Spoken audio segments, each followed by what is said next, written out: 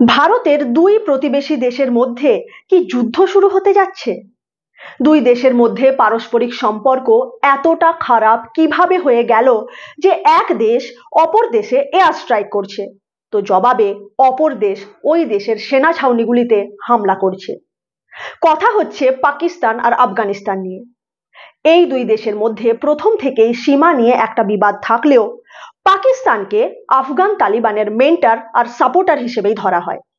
আর এই তালিবান 2021-এর আগস্ট থেকে আফগানিস্তানের ক্ষমতায় রয়েছে। তাহলে হিসেব মতো পাকিস্তানের সাথে আফগানিস্তানের সম্পর্ক ভালো থাকার কথা, কিন্তু দুই দেশের মধ্যে সম্পর্ক উল্টে এত খারাপ পর্যায়ে কিভাবে চলে গেল যে দুই দেশই পরস্পরের ওপর হামলা চালাচ্ছে এবং পরস্পরের উদ্দেশ্যে হুঁশিয়ারি দিচ্ছে। পাকিস্তান আর আফগানিস্তানের সীমা বিবাদের ব্যাপারটি কি, আর এই দুই দেশের একে অপরের ওপর হামলা আর পাল্টা হামলার মধ্যে বড় কোনো যুদ্ধের ইঙ্গিত লুকিয়ে রয়েছে কিনা, এ সমস্ত কিছু নিয়ে বিস্তারিত আলোচনা করব এই পর্বে। নমস্কার, আমি অন্তরা আর আপনারা দেখছেন ইনসাইট।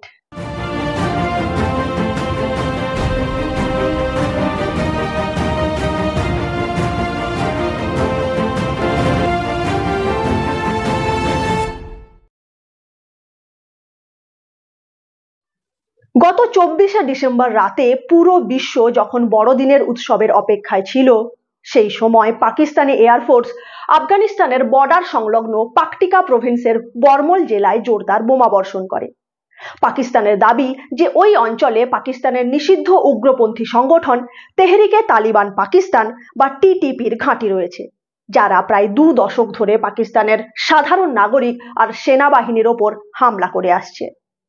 পাকিস্তানের এই হামলা টিটিপির ঘাঁটিগুলিকে লক্ষ্য করে করা হয়েছে এবং এতে 20 থেকে 25 জন সন্ত্রাসবাদী জঙ্গির মৃত্যু ঘটেছে বলে পাকিস্তানের তরফ থেকে বলা হয়। তবে সকাল হতে জানা যায় পাকিস্তানি এয়ার স্ট্রাইকে 46 জনের মৃত্যু ঘটেছে, যাদের মধ্যে অধিকাংশই আফগানিস্তানের সাধারণ জনগণ। কিছু সময়ের মধ্যেই আফগানিস্তানের তালিবান সরকারের পক্ষ থেকে মিনিস্ট্রি অফ ন্যাশনাল ডিফেন্সের মুখপাত্র বিবৃতি প্রকাশ করে বলেন, পাকিস্তানের এই হামলাকে আফগানিস্তান সমস্ত আন্তর্জাতিক রীতিনীতির পরিপন্থী এবং আফগানিস্তানের ওপর পাকিস্তানি আগ্রাসন হিসেবে বিবেচনা করছে এবং Islamic Emirate of Afghanistan Pakistan বাহিনীর এ ধরনের নিন্দনীয় কাজের উপযুক্ত জবাব দেবে। আফগানিস্তান সরকারের মুখপাত্র জাবিহুল্লাহ মুজাহিদ বলেন, পাকিস্তান বর্মাল জেলার 4টি পয়েন্টে জোরদার বোমা বর্ষণ করেছে, আর এই বোমা বর্ষণে নিহত ব্যক্তিদের মধ্যে অধিকাংশই নিরপরাধ আফগান মহিলা এবং শিশু। আরো 6 জন নাগরিক গুরুতরভাবে আহত হয়েছেন বলেও তিনি জানান। বর্মালের একজন বাসিন্দা সংবাদ সংস্থা এএফপি কে জানান, পাকিস্তানের করা এয়ার স্ট্রাইকে একটি পরিবারেরই 18 জন সদস্যের মৃত্যু ঘটেছে। আফগানিস্তানের স্থানীয় সংবাদ মাধ্যম সূত্রে জানা যাচ্ছে, নিহতদের মধ্যে অধিকাংশই পাকিস্তানের ওয়াজিরিস্তান থেকে আসা শরণার্থী। এখন আপনারা নিশ্চয়ই ভাবছেন যে এই শরণার্থীরা পাকিস্তান ছেড়ে আফগানিস্তানে কেন চলে গিয়েছিলেন। আসলে 2014 সালে পাকিস্তানের সেনাবাহিনী ওয়াজিরিস্তানে থাকা উগ্রপন্থী সংগঠনগুলির ওপর সৈন্য অভিযান চালিয়েছিল। পাকিস্তানের এই অঞ্চল পাকিস্তান আফগানিস্তানের বর্ডার ডুরান্ড লাইনের একেবারে গায়ে লেগে থাকা অঞ্চল, যেখানে দীর্ঘকাল ধরে ক্রস বর্ডার টেরোরিজমের সমস্যা রয়েছে। পাকিস্তান বহুবার দাবি করছে যে এই সব উগ্রপন্থী সংগঠনগুলি আফগানিস্তানে তাদের বহু ঘাঁটি স্থাপন করেছে এবং কোনো সমস্যায় পড়লে তারা সেই সব ঘাঁটিগুলিতে গিয়ে আশ্রয় নেয়, যার ফলে পাকিস্তান তাদের বিরুদ্ধে সেরকম কোনো ব্যবস্থা গ্রহণ করতে পারছে না। 2014 সালে পাকিস্তান যখন এই সব উগ্রপন্থী সংগঠনগুলির বিরুদ্ধে জোরদার সৈন্য অভিযান শুরু করে, তখন সেই সব অঞ্চলে বসবাসকারী সাধারণ নাগরিকরা সেনাবাহিনীর অত্যাচারের ভয়ে নিজেদের ঘরবাড়ি ছেড়ে বর্ডার পেরিয়ে আফগানিস্তানে পালিয়ে গিয়েছিল। এরপর 2019 সালে যখন পাকিস্তান আর আফগানিস্তানের মধ্যে ক্রস বর্ডার টেরোরিজমের সমস্যা বাড়ে, তখনও ওয়াজিরিস্তানের সাধারণ নাগরিকরা পালিয়ে আফগানিস্তানের পাকটিকা প্রভিন্সে চলে গিয়েছিল। আফগানিস্তানের পাকটিকা প্রভিন্স ডুরান্ড লাইনের একেবারে গায়ে অবস্থিত, যেখানে বলা হচ্ছে টিটিপি নিজেদের ঘাঁটি গড়ে তুলেছে। টিটিপির এই ঘাঁটিগুলিকে লক্ষ্য করেই 24 তারিখ রাতে পাকিস্তান এয়ার স্ট্রাইক চালিয়েছিল। বর্মাল জেলার 4টি গ্রামের 7টি লোকেশনকে টার্গেট করা হয়েছিল, যার মধ্যে একটি গ্রাম, যার নাম মুর্গ বাজার, সেটি বোমা বর্ষণের ফলে পুরোপুরি ধ্বংস হয়ে গেছে। পাকিস্তানের এই অ্যাটাক এরকম একটি সময়ে হয় যখন পাকিস্তানের একটি বিশেষ প্রতিনিধি দল আফগানিস্তানের তালিবান সরকারের সাথে আলাপ আলোচনার জন্য কাবুলে গিয়েছিল। হামলার একদিন আগে পর্যন্ত পাকিস্তান সরকারের পক্ষ থেকে রাষ্ট্রদূত মোহাম্মদ সাদিক তালিবানি মন্ত্রীদের সাথে সৌজন্য সাক্ষাৎ করছিলেন এবং দুই দেশের সম্পর্ক আরো মজবুত করে তোলার জন্য আলাপ আলোচনা করছিলেন। সাদিক তালিবানের সহযোগী হক্কানি নেটওয়ার্কের নেতা সিরাজউদ্দিন হাক্কানির সাথেও সাক্ষাৎ করেন, যিনি বর্তমানে আফগানিস্তানের স্বরাষ্ট্র মন্ত্রকের দায়িত্বে রয়েছেন। দুপক্ষের এই আলাপ আলোচনার মাত্র কয়েক ঘন্টা পরেই আফগানিস্তানের ওপর পাকিস্তানের এই আক্রমণ। সপক্ষে যুক্তি দিতে গিয়ে পাকিস্তানের একজন সাংসদ আনোয়ারুল হক কাক্কার বলেন, আমাদের কাছে আমাদের সার্বভৌমত্ব এবং নাগরিকদের নিরাপত্তা সর্বোচ্চ গুরুত্বপূর্ণ। আফগানিস্তানের শাসকদের অবশ্যই সুনিশ্চিত করতে হবে যেন সে দেশের মাটি পাকিস্তানের বিরুদ্ধে সন্ত্রাসবাদী কার্যকলাপের জন্য ব্যবহৃত না হয়। পাকিস্তানের এ ধরনের মন্তব্যের পরিপ্রেক্ষিতে আফগানিস্তানের তালিবান রেজিমের পক্ষ থেকে বলা হচ্ছে, পাকিস্তানের এই পদক্ষেপের কারণে পাকিস্তান আফগানিস্তান পিস প্রসেস ক্ষতিগ্রস্ত হবে। পাকিস্তানের এ ধরনের ক্রস বর্ডার এয়ার স্ট্রাইক আফগানিস্তানের সার্বভৌমত্বকে খণ্ডন করেছে। এর উপযুক্ত জবাব পাকিস্তানকে অবশ্যই পেতে হবে। অনুমান করাই হচ্ছিল যে তালিবান এরপর চুপ করে বসে থাকবে না। সেই অনুমানকে সত্যি করে গত 26শে ডিসেম্বর পাকিস্তানি এবং আফগানি ফোর্স দুপক্ষকে লক্ষ্য করে গুলি চালনা করে। এতে যদিও কেউ হতাহত হননি, তবে 27শে ডিসেম্বর দুজন পাকিস্তানি জওয়ানের মৃত্যু ঘটে এবং 11 জন আহত হন। আর 28 ডিসেম্বর রাতে আফগান বাহিনী একেবারে পাকিস্তানের সীমানার ভেতরে ঢুকে পাকিস্তান সেনাবাহিনীর সেনা চৌকিগুলির ওপর আক্রমণ শুরু করে। পাকিস্তানি সংবাদপত্র ডনের প্রতিবেদন অনুযায়ী পাকিস্তান বাহিনী তালিবানি আক্রমণকারীদের ঠেকানোর জন্য পাল্টা আক্রমণ করে এবং তালিবানি আক্রমণকে প্রতিহত করতে তারা সফল হয়। পরের দিন সকালে তালিবান পুনরায় পাকিস্তানের ওপর আক্রমণ করার চেষ্টা করে। এতে যোগ দেয় সন্ত্রাসবাদী সংগঠনের বেশ কিছু জঙ্গিও। সংবাদপত্র ডনের দাবি অনুযায়ী এই সংঘর্ষে আফগান পক্ষের 8 জনের মৃত্যু ঘটেছে আর 13 জন আহত হয়েছেন। তালিবানের এই হামলাতে পাকিস্তান কতটা ক্ষতিগ্রস্ত হয়েছে এ নিয়ে আলাদা আলাদা দাবি রয়েছে। আফগানিস্তান দাবি করছে তাদের ওপরে হওয়া এয়ার স্ট্রাইকের বদলা নেওয়ার জন্যই তারা পাকিস্তানের ওপর হামলা করেছে। তবে এতে পাকিস্তানের সেনা জওয়ানদের কারো মৃত্যু হয়েছে কিনা সে নিয়ে সরাসরি সরকারিভাবে কিছু বলা হয়নি। কিন্তু আফগান সংবাদ মাধ্যমে দাবি করা হচ্ছে যে এই হামলাতে পাকিস্তানের অন্ততপক্ষে 19 জন জওয়ানের মৃত্যু ঘটেছে। এর বিপরীতে পাকিস্তানের পক্ষ থেকে বলা হচ্ছে তাদের কেবলমাত্র 1 জন সেনা জওয়ানের মৃত্যু ঘটেছে আর 13 জন আহত হয়েছেন। বিশেষজ্ঞরা অনুমান করছিলেন যে দুপক্ষের এই লড়াই হয়তো এতেই থেমে থাকবে না। যদিও পাকিস্তানের প্রধানমন্ত্রী শাহবাজ শরীফ বক্তব্য দেন যে পাকিস্তান আফগানিস্তানের সাথে যুদ্ধ চায় না, কিন্তু গত 30শে ডিসেম্বর পাকিস্তানের খাইবার পাখতুনখোয়া প্রভিন্সে পুনরায় একটি সন্ত্রাসবাদী হামলা ঘটে, যেখানে পাকিস্তানের 4 জন সৈনিক আহত হন। অনুমান করা হচ্ছে এই ঘটনার সাথে সংযুক্ত উগ্রপন্থী জঙ্গিরা আফগানিস্তান থেকেই এসেছিল। এরপর থেকে দুপক্ষের মধ্যেই ছোটখাটো হামলা আর পাল্টা হামলার ঘটনা নিয়মিতভাবে চলছে। সোশ্যাল মিডিয়াতে দুপক্ষের তরফ থেকেই নানা রকম দাবি করা হচ্ছে। পাকিস্তানের তরফ থেকে বলা হচ্ছে পাকিস্তানি বাহিনী আফগানিস্তানের ওয়াখান করিডোরে প্রবেশ করে পুরো এলাকাতে কবজা করে নিয়েছে, যদিও আফগান তালিবানের পক্ষ থেকে এই খবরটিকে সম্পূর্ণভাবে অস্বীকার করা হয়েছে। আবার সোশ্যাল মিডিয়াতে কিছু ভিডিও পোস্ট করে দেখানো হচ্ছে যে পাকিস্তানের বেশ কিছু সেনা ছাউনিতে তালিবানি বাহিনী কবজা করে নিয়েছে। এ ব্যাপারে পাকিস্তান বলছে যে আগে থেকেই সেখানে থাকা সেনাবাহিনীকে সেখান থেকে অন্যত্র সরিয়ে নিয়ে যাওয়া হয়েছিল। এটি একটি রুটিন ওয়ার্ক। আফগানিস্তান আর পাকিস্তানের মাঝে বর্তমানে যে সংঘর্ষের সূত্রপাত হয়েছে তাতে বারবার একটি সংগঠনের নাম উঠে আসছে, তেহরিকে তালিবান পাকিস্তান, সংক্ষেপে টিটিপি। এই সংগঠনকে পাকিস্তানি তালিবানও বলা হয়ে থাকে। বিশেষজ্ঞরা টিটিপিকে আফগান তালিবানেরই একটি শাখা সংগঠন হিসেবে বিবেচনা করলেও আফগানিস্তানের তালিবান প্রকাশ্যে টিটিপির সাথে কোনো রকম সম্পর্কের কথা স্বীকার করে না। যদিও পাকিস্তান বারবার অভিযোগ করছে যে টিটিপি আফগানিস্তানের কাছ থেকে সহায়তা পাচ্ছে। টিটিপি শুরু থেকেই পাকিস্তানি সেনাবাহিনী এবং পাকিস্তানি নাগরিকদের ওপর বারবার আক্রমণ করে আসছে, আর পাকিস্তানও টিটিপিকে নিষিদ্ধ সংগঠন হিসেবে ঘোষণা করেছে। আফগানিস্তান আর পাকিস্তানের মাঝে বর্তমানে যে সংঘর্ষের সূত্রপাত হয়েছে তা মূলত এই সংগঠনকে কেন্দ্র করেই শুরু হয়েছে। এই সংগঠনটি গড়ে ওঠার পেছনের কারণ বুঝতে হলে আমাদেরকে বেশ খানিকটা সময় পিছিয়ে যেতে হবে, যখন আফগানিস্তানে প্রথমবার তালিবান শাসন চলছিল। প্রথমবারের তালিবানি শাসন চলেছিল 1996 থেকে 2001 সাল পর্যন্ত। 2001 সালে আল কায়দা আমেরিকার ওপর 9/11 টেররিস্ট অ্যাটাক করে। এর পরিপ্রেক্ষিতে আমেরিকা সন্ত্রাসবাদের বিরুদ্ধে ওয়ার অন টেরর শুরু করে। তখন আল কায়দার প্রধান ওসামা বিন লাদেন আফগানিস্তানে তালিবানের আশ্রয়ে আত্মগোপন করেছিল। আমেরিকা তালিবানের কাছে লাদেনকে তাদের হাতে তুলে দেওয়ার দাবি করে, কিন্তু তালিবান তা মানতে রাজি হয় না। তখন আমেরিকা সহ ন্যাটো বাহিনী আফগানিস্তান আক্রমণ করে। তালিবানকে ক্ষমতা থেকে উৎখাত করা হয়। মোল্লা ওমর সহ তালিবানি লিডাররা আফগানিস্তান থেকে পালিয়ে বর্ডার সংলগ্ন পাকিস্তানে আশ্রয় নেয়। মার্কিন বাহিনী তাদের পিছু পিছু পাকিস্তানে এসে পৌঁছয়। পাকিস্তানেও তালিবানি ঘাঁটিগুলির ওপর আক্রমণ করা হয়। সে সময় পাকিস্তানের ক্ষমতায় ছিলেন পারভেজ মোশাররফ। তিনিও আমেরিকাকে এ ব্যাপারে সাহায্য করেন। যদিও পাকিস্তানি গুপ্তচর বিভাগ আইএসআই গোপনে তালিবানকে সব রকম সাহায্য করছিল, তবুও পাকিস্তানে বসবাসকারী পশতুন অধিবাসীরা যারা তালিবানের সমর্থক ছিল, তারা আমেরিকার সাথে পাকিস্তান সরকারের এই সহযোগিতাকে আদৌ ভালো চোখে দেখছিল না। যেহেতু তালিবান মূলত একটি পশতুন সংখ্যাগরিষ্ঠ সংগঠন, তাই পাকিস্তানের পশতুনদের বেশিরভাগই স্বাভাবিকভাবেই তালিবানের সমর্থক ছিল।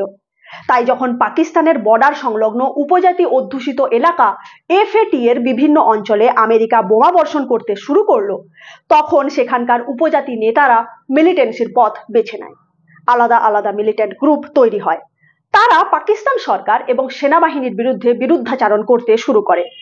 আগুনে ঘি পড়ে যখন 2007 সালে ইসলামাবাদে অবস্থিত লাল মসজিদ সহ এর দুটি মাদ্রাসাতে মিলিটারি অপারেশন শুরু করে পাকিস্তান, যেখানে 100 জন উগ্রপন্থী জঙ্গির মৃত্যু ঘটে। এই ঘটনার পর ওইসব মিলিটেন্ট গ্রুপগুলি মিলে 2007 সালে বেইতুল্লাহ মেহসুদের নেতৃত্বে একটি আমব্রেলা অর্গানাইজেশন গঠন করে, যার নাম তেহরিকে তালিবান পাকিস্তান, টিটিপি। বেইতুল্লাহ মেহসুদের সাথে আফগান তালিবানের সর্বোচ্চ নেতা মোল্লা ওমরের যথেষ্ট ভালো সম্পর্ক ছিল। মতাদর্শগতভাবে টিটিপি তালিবানের একেবারে অনুসারী সংগঠন। তাদের উদ্দেশ্য আফগানিস্তানের মতোই পাকিস্তানেও একটি ইসলামিক এমিরেট গঠন করা আর কঠোর শরিয়াতি আইন লাগু করা। গণতান্ত্রিক ব্যবস্থা বা সরকারি প্রশাসনকে তারা ইসলামের পরিপন্থী বলে মনে করে। তালিবানের পাশাপাশি আল কায়দার সাথেও তাদের সম্পর্ক রয়েছে এবং আল কায়দার কাছ থেকেও তারা আইডিওলজিক্যাল গাইডেন্স পায়। তাছাড়া 1980-র দশকে আফগান তালিবানের হয়ে যারা যারা সোভিয়েত এবং আফগানিস্তানের সেনাবাহিনীর সাথে লড়াই করেছিল, তাদের মধ্যে অনেকেই বর্তমানে টিটিপির সদস্য। সে সময় আমেরিকা আর পাকিস্তান মিলে তালিবানি যোদ্ধাদের অস্ত্রশস্ত্র, ট্রেনিং এবং ফান্ডিং সব দিক থেকে সাহায্য করেছিল। আফগান তালিবানের বেশিরভাগ সদস্যই বর্ডার সংলগ্ন পাকিস্তানের মাটিতে অবস্থিত বিভিন্ন মাদ্রাসাগুলিতে আইএসআইএ এবং পাকিস্তানি সেনাবাহিনীর কাছ থেকে রীতিমতো সামরিক প্রশিক্ষণ নিয়েছিল। পরে সেই সব তালিবানি যোদ্ধাদের মধ্যে বেশ কিছু জন টিটিপিতে যোগ দেয়। অর্থাৎ একটা সময়ে পাকিস্তান নিজে যাদেরকে প্রশিক্ষণ দিয়েছিল, তারাই আজ পাকিস্তানের সবচেয়ে বড় শত্রু। শুরু থেকেই টিটিপি পাকিস্তান সরকার এবং পাকিস্তানের সেনাবাহিনীর ওপর আক্রমণ করা শুরু করে, আর পাকিস্তান সরকারও 2008 সালেই এই সংগঠনটিকে নিষিদ্ধ ঘোষণা করে। টিটিপির করা সবচেয়ে বড় হামলাটি ঘটে 2014 সালে। 2014 ডিসেম্বরে পেশোয়ারে একটি মিলিটারি স্কুলে টিটিপির 6 জন বন্দুকধারী জঙ্গি নির্বিচারে গুলি চালিয়ে 149 জনকে হত্যা করে, যাদের মধ্যে 132 জনই ছিল সেই স্কুলের স্টুডেন্ট, যাদের বয়স 8 থেকে 18 বছর। এর পরিপ্রেক্ষিতে পাকিস্তান টিটিপির বিরুদ্ধে জোরদার মিলিটারি অপারেশন শুরু করে, আর এতে টিটিপির ক্ষমতা অর্ধেকেরও বেশি কমে যায়। 2019 সালেও পাকিস্তান টেরোরিজমের বিরুদ্ধে মিলিটারি অপারেশন শুরু করলে টিটিপির বেশ কিছু নেতা এবং সদস্য আফগানিস্তানে পালিয়ে যায়। কিছুজন আফগানিস্তানের ইসলামিক স্টেট আইএসকেপিতে যোগ দেয়, আর বাকিরা টিটিপিতেই থেকে যায়। সময়ের সাথে সাথে আফগানিস্তানের বর্ডার সংলগ্ন অঞ্চলে তারা নিজেদের ঘাঁটি মজবুত করেছে। 2021 সালে আফগানিস্তানে তালিবান দ্বিতীয়বারের জন্য ক্ষমতার দখল নেওয়ার পর থেকে টিটিপির সংগঠন অনেক মজবুত হয়েছে। 2021 সালে তালিবান যখন দ্বিতীয়বার আফগানিস্তান দখল করে তখন পাকিস্তানের তৎকালীন প্রধানমন্ত্রী ইমরান খান তালিবানের যথেষ্ট প্রশংসা করেছিলেন এবং বিভিন্ন সাক্ষাৎকারে তাদেরকে পাকিস্তানের মিত্র শক্তি হিসেবে উল্লেখ করেছিলেন। गुलामी की जंजीरें तोड़ना ज्यादा मुश्किल होता है। जो अभी अफगानिस्तान में गुलामी की जंजीरें तो तोड़ दी उन्होंने। तालिबान आर नॉट सब military outfit, they are normal civilians, and if there are some civilians in these camps, how is Pakistan supposed to hunt these people down? কিন্তু এখন পাকিস্তান সেই তালিবানের ওপর টিটিপিকে সাহায্য এবং সহায়তা দেওয়ার অভিযোগ করছে। আনোয়ার উল হক কক্কর, যিনি 2023 আগস্ট থেকে 2024 মার্চ পর্যন্ত পাকিস্তানের কেয়ারটেকার প্রাইম মিনিস্টার পদে ছিলেন, পদে থাকাকালীনই তিনি দাবি করেছিলেন যে আফগানিস্তান তালিবানের দখলে যাওয়ার পর থেকে টিটিপির সন্ত্রাসবাদী কর্মকাণ্ড 60% বৃদ্ধি পেয়েছে আর আত্মঘাতী হামলা 500% বৃদ্ধি পেয়েছে, আর এতে টিটিপিকে সাহায্য করছে আফগান তালিবান। তবে এই অভিযোগকে উড়িয়ে দিয়ে তালিবানের মুখপাত্র জাবিউল্লাহ মুজাহিদ বলেন, পাকিস্তানের শান্তি শৃঙ্খলা বজায় রাখার দায়িত্ব তালিবান সরকারের নয়। পাকিস্তানের উচিত নিজেদের ব্যর্থতার দায় আফগানিস্তানের ওপর না চাপিয়ে দেশের আভ্যন্তরীণ সমস্যা মোকাবিলায় যথাযথ পদক্ষেপ গ্রহণ করা। তবে আফগানিস্তানের তালিবান সরকার মুখে যাই বলুক না কেন, টিটিপিকে তারা যে সহায়তা দিচ্ছে তাতে কোনো সন্দেহ নেই। কয়েক মাস পূর্বে ইউনাইটেড নেশনসের স্যাংশন মনিটরিং টিম তাদের একটি অ্যাসেসমেন্টে জানাচ্ছে যে আফগানি তালিবান টিটিপিকে সাহায্যের পরিমাণ বাড়িয়ে দিয়েছে। এমনকি টিটিপির সন্ত্রাসবাদী জঙ্গিদের হাতে মার্কিন বাহিনীর সেই সমস্ত অত্যাধুনিক অস্ত্রশস্ত্রও দেখতে পাওয়া যাচ্ছে যেগুলি আমেরিকা 2021 সালে আফগানিস্তানে ফেলে রেখে চলে গিয়েছিল। অর্থাৎ পরিষ্কারভাবে বোঝা যাচ্ছে এই সমস্ত অস্ত্রশস্ত্র তালিবানের মাধ্যমেই টিটিপির হাতে এসে পৌঁছেছে। গত 21শে ডিসেম্বর তারিখে পাকিস্তানের সাউথ ওয়াজিরিস্তান এলাকাতে টিটিপির করা একটি আত্মঘাতী হামলাতে পাকিস্তানের 16 জন সিকিউরিটি পার্সোনালের মৃত্যু ঘটে। পাকিস্তানের সিকিউরিটি ফোর্সের অপর একটি পোস্টে হওয়া আরেকটি হামলাতেও 8 জন জওয়ান আহত হয়েছিলেন। সোশ্যাল মিডিয়াতে টিটিপি এই দুটি হামলারই দায় স্বীকার করেছে। আর এই দুটি হামলার পরিপ্রেক্ষিতেই পাকিস্তানি এয়ারফোর্স আফগানিস্তানের টিটিপির ঘাঁটিগুলিকে লক্ষ্য করে এয়ার স্ট্রাইক চালিয়েছিল গত 24শে ডিসেম্বর। তবে আফগানিস্তান এবং পাকিস্তানের সম্পর্ক খারাপ হওয়ার পেছনে আরও একটি কারণ রয়েছে, যে কারণটি পাকিস্তান সৃষ্টির সময় থেকে অর্থাৎ 1947 সাল থেকেই শুরু হয়েছে। সেই কারণটি হচ্ছে পাকিস্তান এবং আফগানিস্তানের মধ্যে সীমানা নিয়ে বিবাদ। আন্তর্জাতিকভাবে পাকিস্তান এবং আফগানিস্তানের মধ্যে সীমানা হিসেবে বিবেচনা করা হয় ডুরান্ড লাইনকে, যা আফগানিস্তান এবং ব্রিটিশ ইন্ডিয়ার মাঝে সীমানা নির্ধারণ করার জন্য 1893 সালে একটি চুক্তির মাধ্যমে নির্ধারণ করা হয়েছিল। তবে এই ডুরান্ড লাইন অত্যন্ত বিতর্কিত একটি সীমান্ত রেখা।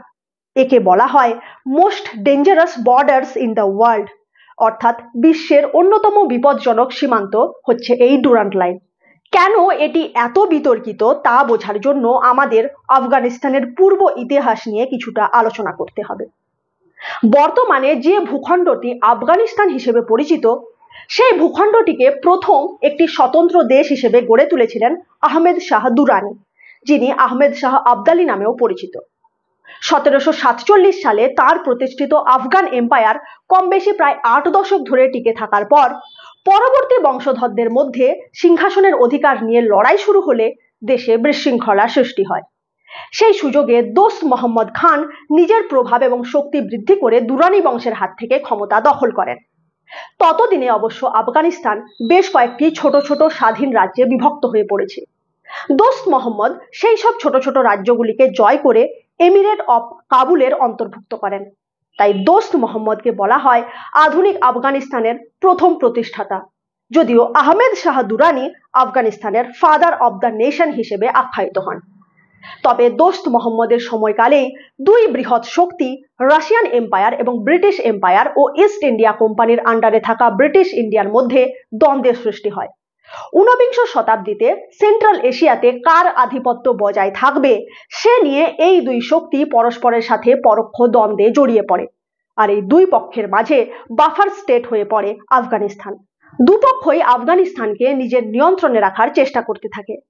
অপরদিকে আফগানিস্তানেও ক্ষমতার লড়াইকে কেন্দ্র করে সিভিল ওয়ারের পরিস্থিতির সৃষ্টি হয়। আর এই সমস্ত কিছু মিলিয়ে ব্রিটিশ আর আফগানদের মধ্যে 3 বার যুদ্ধ হয়। 1842 খ্রিস্টাব্দে প্রথম অ্যাংলো আফগান ওয়ারে আফগানদের হাতে ব্রিটিশ পরিচালিত ভারতীয় সৈন্যবাহিনীর হার হয়। দ্বিতীয় অ্যাংলো আফগান ওয়ারে দোস্ত মোহাম্মদের এক বংশধর আব্দুর রহমান খানের সাথে ব্রিটিশদের একটি সন্ধি চুক্তি হয়, যেখানে আব্দুর রহমান খানকে পুরো আফগানিস্তানের শাসক হিসেবে ব্রিটিশরা মান্যতা দেয়। তাকে আমির অফ কাবুল ডিক্লেয়ার করে দেওয়া হয়। আর আর্থিক সাহায্যের পাশাপাশি তার এবং আফগানিস্তানের সুরক্ষা ও নিরাপত্তার বিষয়টি দেখাশোনা করার দায়িত্ব নেয় ব্রিটিশরা। বিনিময়ে আফগানিস্তানের ফরেন পলিসি, অর্থাৎ কোন দেশের সাথে আফগানিস্তানের কিরকম সম্পর্ক থাকবে তার পুরোটাই নিয়ন্ত্রণ করবে ব্রিটিশরা। অর্থাৎ ব্রিটিশরা যেটা চাইছিল যে রাশিয়ান এম্পায়ার যেন কোনোভাবেই আফগানিস্তানে আধিপত্য বিস্তার করতে না পারে, তাদের সেই উদ্দেশ্য আব্দুর রহমান খানের সাথে হওয়া চুক্তির কারণে সফল হয়। আর আফগানিস্তান ব্রিটিশ ইন্ডিয়া আর রাশিয়ান এম্পায়ারের মাঝে একটি বাফার স্টেট হিসেবে কাজ করতে থাকে। এর কিছু বছর পর 1893 খ্রিস্টাব্দে ব্রিটিশ শাসিত ভারত সরকারের পক্ষ থেকে ব্রিটিশ ডিপ্লোম্যাট এবং civil servant Sir Henry Mortimer ডুরান্টকে কাবুলে পাঠানো হয়, যাতে আফগানিস্তান এবং ব্রিটিশ ইন্ডিয়ার মাঝের সীমানা নির্ধারণ করার জন্য আমির আব্দুর রহমান খানের সাথে একটি এগ্রিমেন্টে আসা যায়। সেই মতো 1893 সালের 12 নভেম্বর দুপক্ষের মধ্যে সীমানা চুক্তি স্বাক্ষরিত হয়, যার নাম স্যার হেনরি মর্টিমার ডুরান্টের নাম অনুসারে রাখা হয় ডুরান্ট লাইন এগ্রিমেন্ট। তবে এই ডুরান্ট লাইন নির্ধারণের জন্য নদী বা অন্য কোনো প্রাকৃতিক ডিমার্কেশনকেও বিবেচনার মধ্যে আনা হয়নি, বা সেখানে বসবাসকারী বেলুচ এবং পশতুনদের মতো এথনিক অধিবাসীদেরকেও বিবেচনার মধ্যে আনা হয়নি। তাদের বসবাসের অঞ্চলগুলির ভেতর দিয়েই এই রেখা টেনে দেওয়া হয়। এতে সবচেয়ে বেশি অসুবিধার সম্মুখীন হয় পশতুনরা। শতাব্দীর পর শতাব্দী ধরে এই অঞ্চলে বসবাসকারী এথনিক পশতুন জাতিগোষ্ঠী মানচিত্রে টানা একটি লাইনের কারণে হঠাৎ করে দুই দেশের মধ্যে ভাগ হয়ে পড়ে, যা স্বাভাবিকভাবেই তাদের মধ্যে ক্ষোভের সৃষ্টি করে। এই যে আফগানিস্তান নামক দেশটি, আফগানিস্তানের অর্থ হচ্ছে আফগানদের ভূমি। এই আফগান শব্দটি এসেছে ফার্সি ভাষা থেকে। ফার্সি ভাষায় পশতুনদেরকে বলা হয় আফগান। তাই আফগানিস্তানের অর্থ হচ্ছে ল্যান্ড অফ পশতুনস বা পশতুনদের ভূমি। কিন্তু ডুরান্ট লাইন এই পশতুনদের বসবাসের অঞ্চলটিকেই দুভাগে ভাগ করে দেয়। ডুরান্ট লাইন এগ্রিমেন্টের ফলে খাইবার পাখতুনখোয়া অঞ্চল ব্রিটিশ ইন্ডিয়ার আন্ডারে চলে আসে, যা বর্তমানে পাকিস্তানের অংশ, আর নুরিস্তান ও ওয়াখান অঞ্চল আফগানিস্তানের আন্ডারে চলে যায়। এর কিছু বছর পর 1919 খ্রিস্টাব্দে আফগানিস্তানের তৎকালীন আমির আমানুল্লাহ খান আফগানিস্তানের বিদেশ নীতির ওপর ব্রিটিশদের কর্তৃত্বকে অস্বীকার করেন আর আফগানিস্তানের স্বাধীনতার ঘোষণা করে দেন। সেই সাথে তিনি ডুরান্ট লাইনকে আফগানিস্তানের সীমানা হিসেবে মানতে অস্বীকার করে ব্রিটিশ ইন্ডিয়ার ওপর আক্রমণও করে বসেন, যার পরিপ্রেক্ষিতে শুরু হয়ে যায় তৃতীয় অ্যাংলো আফগান ওয়ার।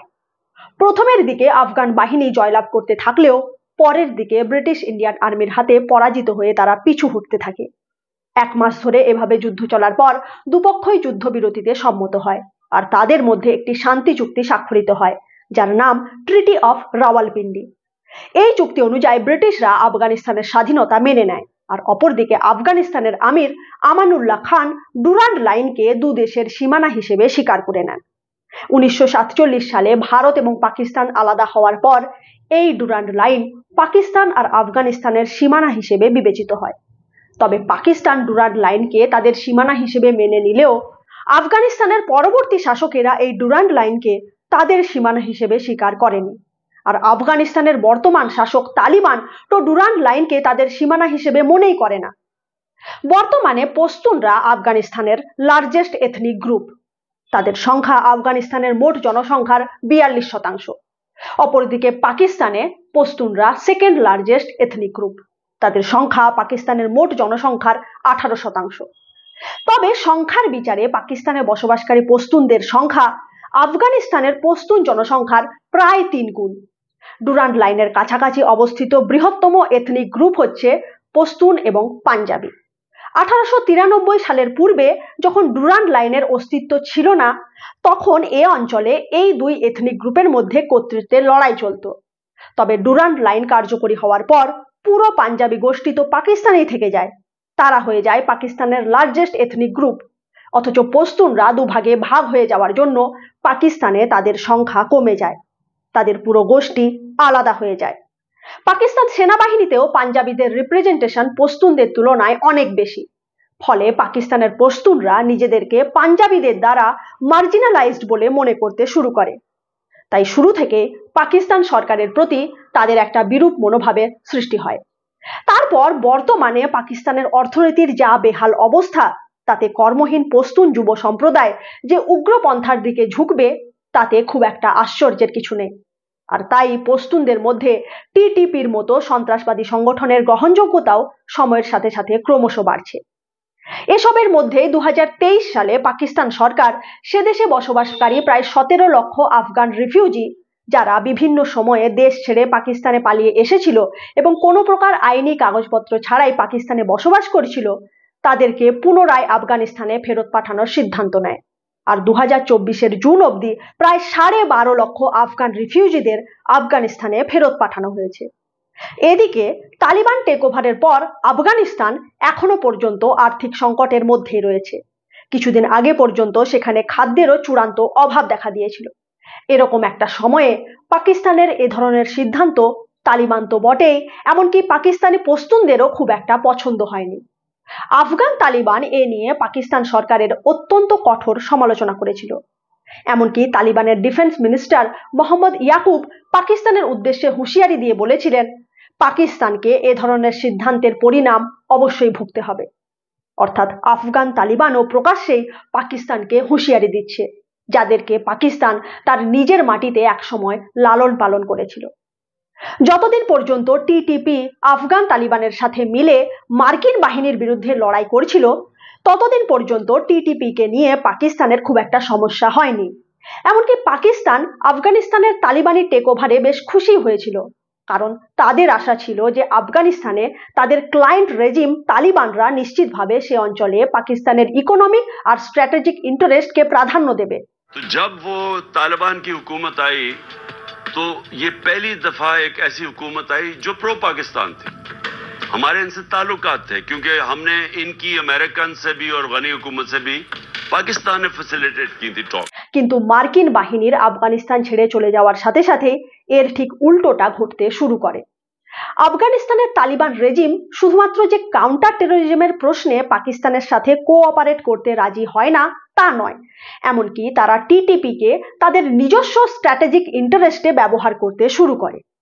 2022 সালে তালিবানের মধ্যস্থতায় টিটিপি এবং পাকিস্তান সরকারের মাঝে হওয়া শান্তি সমঝোতার সময়ে টিটিপি পাকিস্তানি সরকারের সামনে তাদের দুটি ডিমান্ড রেখেছিল। একটি হচ্ছে 2018 সালে পাকিস্তানের FATA রিজিয়নকে খাইবার পাখতুনখোয়া প্রভিন্সের সাথে যে মার্জ করা হয়েছিল তা আবার আলাদা করে দিতে হবে। আর অপর দাবিটি হচ্ছে এই FATA রিজিয়নে শরিয়া লাগু করতে হবে এবং এখানে পাক মিলিটারি ফোর্সের সংখ্যা কমাতে হবে। অর্থাৎ এক কথায় এই অঞ্চলকে টিটিপির হাতে ছেড়ে দিতে হবে।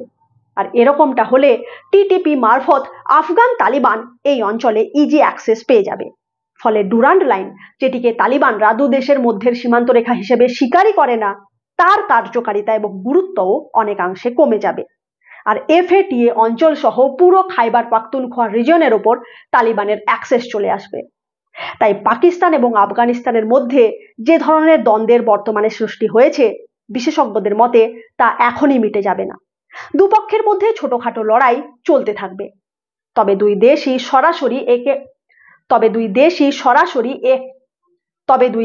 সরাসরি একে অপরের বিরুদ্ধে বড়সড় যুদ্ধে জড়াতে চাইবে না, কারণ দু দেশেরই আর্থিক অবস্থা বর্তমানে অত্যন্ত খারাপ পর্যায়ে রয়েছে। এই অবস্থায় যুদ্ধের বিপুল খরচ চালানোর মতো সঙ্গতি দুপক্ষের কারোরই নেই। তাছাড়া পাকিস্তানের সেনাবাহিনী যথেষ্ট অর্গানাইজড এবং শক্তিশালী হলেও বর্তমানে আফগানিস্তানের কোনো ফর্মাল সেনাবাহিনী নেই। এ কারণেও আফগানিস্তান সরাসরি পাকিস্তানের সাথে যুদ্ধে যেতে চাইবে না, কিন্তু আফগানিস্তান টিটিপি সহ বিভিন্ন সন্ত্রাসবাদী সংগঠনকে কাজে লাগিয়ে পাকিস্তানে আত্মঘাতী হামলা সহ নানা সন্ত্রাসমূলক কাজকর্ম চালাতে পারে, যা পাকিস্তানের পক্ষে কম ক্ষতিকর নয়। এমনিতেই গ্লোবাল সিকিউরিটি ইন্ডেক্সে পাকিস্তান 4 নম্বরে রয়েছে, অর্থাৎ পাকিস্তান বিশ্বের মধ্যে 4th most affected country to militancy. এরপর আফগানিস্তানের সাথে সম্পর্ক আরো খারাপ হলে পাকিস্তানে উগ্রপন্থী হামলা আরো বাড়বে। সব মিলিয়ে ভারতের দুই প্রতিবেশী দেশের মধ্যে সম্পর্ক বর্তমানে সবচেয়ে খারাপ অবস্থায় এসে পৌঁছেছে। আগামী দিনে পরিস্থিতি কোন দিকে যায় সেদিকে আমাদের নজর থাকবে। এ নিয়ে আপনারা কি ভাবছেন তা কমেন্টের মাধ্যমে আমাদের অবশ্যই জানান। দেখা হচ্ছে আগামী পর্বে নতুন কোনো বিষয় নিয়ে। ভালো থাকুন, সুস্থ থাকুন, ধন্যবাদ।